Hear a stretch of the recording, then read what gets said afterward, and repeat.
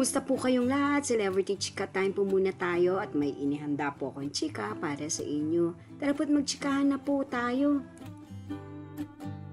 May Mendoza at Alden Richards parehong panalong-panalo sa Guillermo Mendoza Box Office Awards 2024. Yes, mga celebrity chika time, yan pong ichichika ko sa inyo. Nalabos rin pong usap-usapan sa social media ng mga netizens, lalong-lalo na nga po ng mga followers at supporters ni Mengay at Tisoy.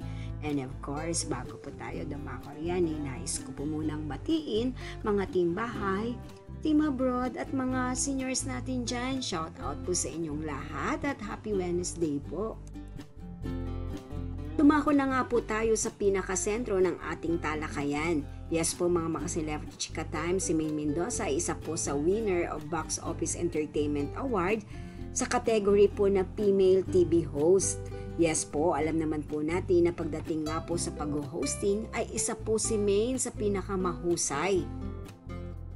Yes po, nahasa na pong mabuti ang hosting career ni Maine sa Itbulaga na kung saan nga po ay halos araw-araw ay nag-host po ang ating Mengay.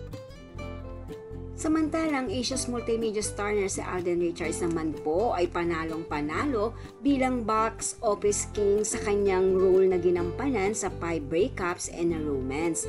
Yes po, ilang beses na pong napatunayan ni Alden kung gaano po siya kahusay at kagaling na aktor. At ngayong taong 2024 ay muli na naman nga pong nasungkit ni Alden sa Guillermo Mendoza Awards ang pagiging box office king. At ito nga pong Box Office Entertainment Awards 2024, The Legacy Continues ay magaganap sa May 12, 2024 sa ganap na ika-6 ng gabi sa Henry Lee Theater, Ateneo de Manila University.